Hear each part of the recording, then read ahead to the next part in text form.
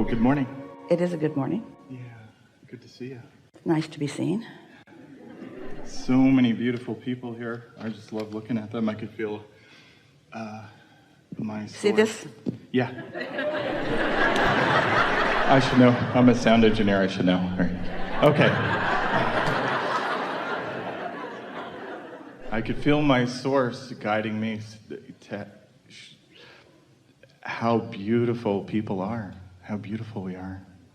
Well, we'd say that a little different.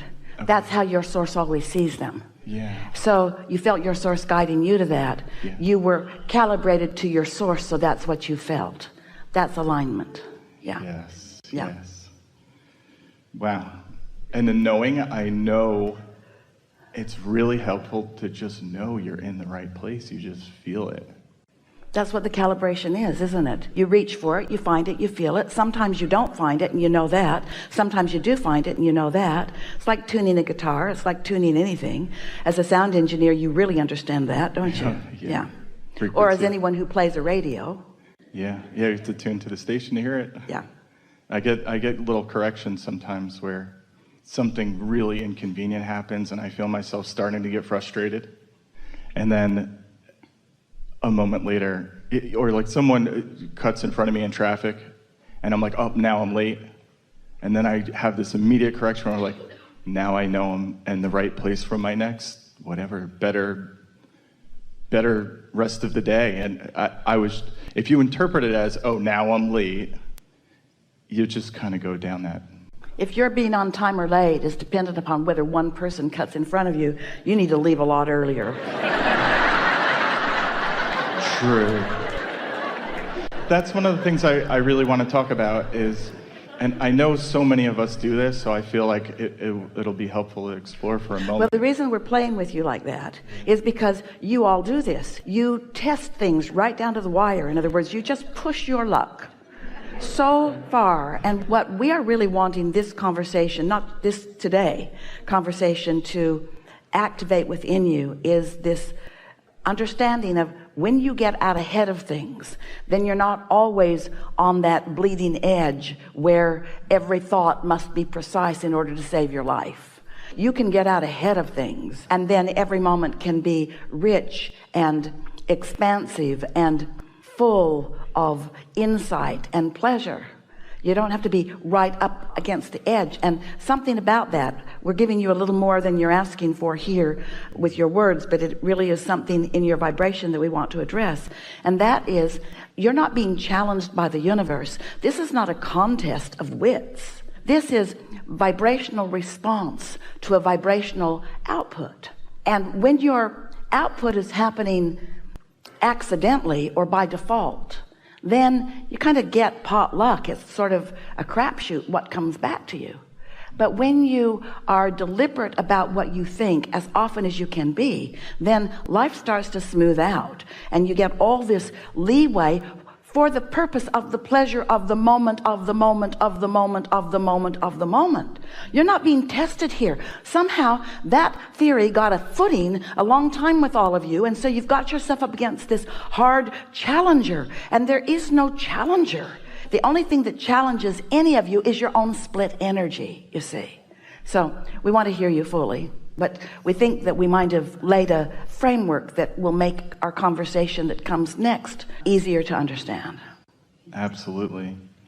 I want to get into two things, but the split energy part, I feel like a lot of us really suffer from that. Well, split energy, it's just sloppy thinking. I want it, but. I want it, but. Well, do you want it or not? Yeah, I want it, but I don't not want it. Well, do you want it? Yeah, I want it, but I don't want that. That's the question. Do you want this? Do you want this? Yeah, I really don't want that. No. Do you want this? I want that with almost all of my heart. I just don't want that so much. That's split energy. Or a lot of times we say we're in our day, we're doing our thing, maybe we're in a good mood, we're connected to source to a degree. We'd like to be connected to source more of the time. And I think a lot of times we just start to look at things like, okay, it's a bad moment now, or it's... This is the question that we want to put to you. It's all right. Stay with us just for a moment. What did you do before you got into your day? If you wait until you're into your day before you do any of your thinking about where you are, now you're doing a lot of knee-jerk responding to what's going on. And so the day sort of has its way with you. But if you have pre-paved it, if you have calibrated your vibration ahead of time, if you've meditated and come into your source energy, if you have segment intended, if you have established how you feel, in other words, if you have established that you feel good about life and that you're eager about life and that, as you said, you love humanity around you, and you go out into your day, do you know that much of a pre-paving that you did while you were sitting there under the influence of your inner being, as you say, if you've done that much, a driver won't cut you off. We want to talk about this just a little bit, and then we will hear you fully. So, have you heard us talking about the concept of segment intending? When Jerry and Esther began with us way back, the first 4 recordings were, the first one was, because Jerry was asking the question, are there laws of the universe? Abraham, give me the nitty-gritty. What is it that I most need to know in order to be in control of my own life experience? So we gave him 4 subjects. The first was the law of attraction, and we explained how attraction works. The second we called the law of deliberate creation. Not so much a law as it is a technique or a practice. Esther interpreted it as the word law because she could feel how serious we were about it. So it felt bigger than a practice. It felt like a law. So that's what this first recording said. The law of attraction, the law of deliberate creation, and the law of allowing. We talked her into changing that to the art of allowing. The art of allowing. The art of syncing up with what you really want. And the fourth was segment intending. That's how far back this subject of segment intending goes. So what segment intending, the way Esther received it from us in those days, was holding your own intentions for the segment that you are moving into. Recognizing that the segment just changed. I just got into my car, so it's a different segment. Or I just answered the telephone, so it's a different segment. Or. So what is it I want from this segment? It was a focusing technique. So through the years, Esther saw this segment intending, this focusing technique. She saw it as the way she would control the segment. Not quite what we meant, but it's the way it felt to her when she would do her segment intending. She would sit in her car and she would think to herself, I want to have smooth transfer, and I want to be safe, and I want to encounter other nice drivers.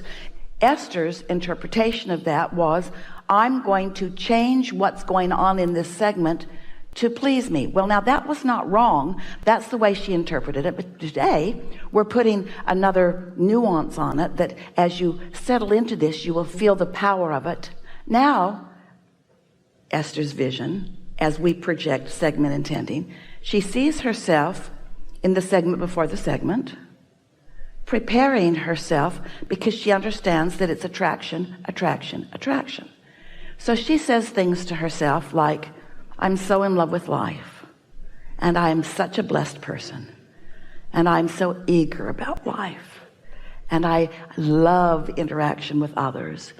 And she's using all these feeling words. I feel stable, and I feel secure, and I feel full and fun. And so she's isolating those feelings through thought, and then it's like creating an atmosphere around her, like a bubble. And now this Esther bubble is now moving out into the world, and only what matches the bubble can be her experience.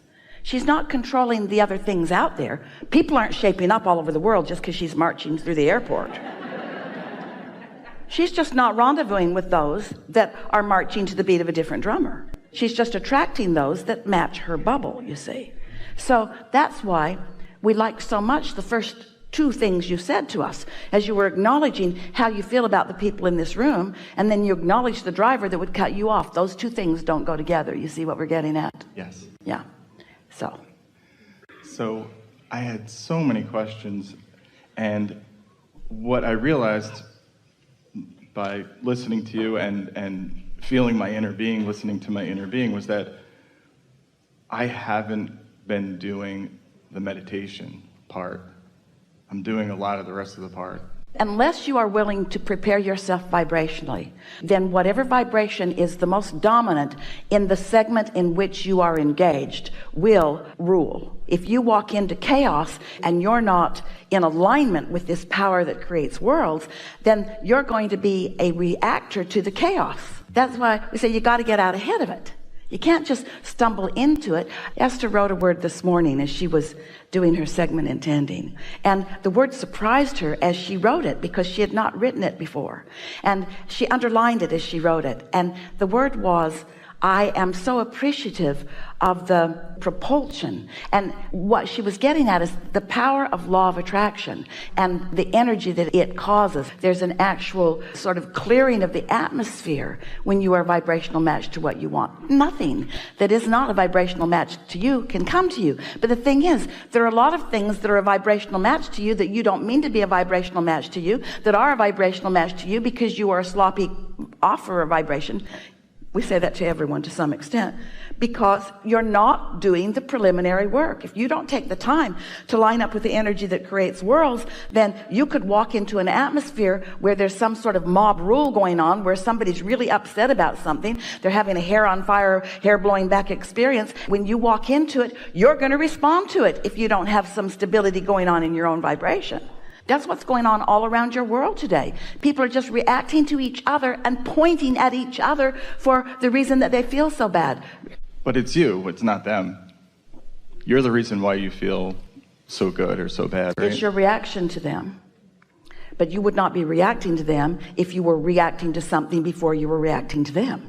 That's what we mean by getting out ahead of it. If you are allowing yourself to be one of the cooperative components, see, this is how it works. You sift and sort in your human form and ask. That's step one. You launch this rocket of desire. Step one, ask. Source answers that by calibrating to your desire and by holding the desire unequivocally. That's such an important thing to understand. And then step three is you no longer knee-jerking or responding to the things that prevent you from being one of the cooperative components that your inner being and the law of attraction are gathering to you. The cooperative components are all being gathered. The question is, are you one of them? And the answer to that for most humans is no, not quite yet, because I'm still defending and blaming and justifying. So even though I've launched a rocket, and even though it's off and running, and even though my inner being has calibrated it, and all the cooperative components have been gathered, and the path of least resistance has been carved out for me, as I stand in that defensive mode, still explaining why I need it, I hold myself apart from it, and that's why I feel negative emotion. And so the way that you don't do that so much is by, when there's nothing going on to which you are reacting, when you are in the quiet of your own space, where you can sit for a few minutes, 20 is quite enough, and quiet your mind by focusing on something boring like the dripping of a faucet or the hum of the refrigerator or the air conditioner or some boring thing that doesn't get you off on a wild goose chase about one thing or another. As you focus on something, your mind will quiet, and as your mind quiets, your vibration will rise, and as your vibration rises, you will join the vibrational frequency of your inner being. And when you do that, then that becomes your point of attraction. Do you understand the power of that? By thinking nothing, you quiet your mind and you join the vibration of your inner being, who's thinking everything about everything that matters to you. Oh, to calibrate to that frequency, there is a momentum, there is a propulsion in that, you see.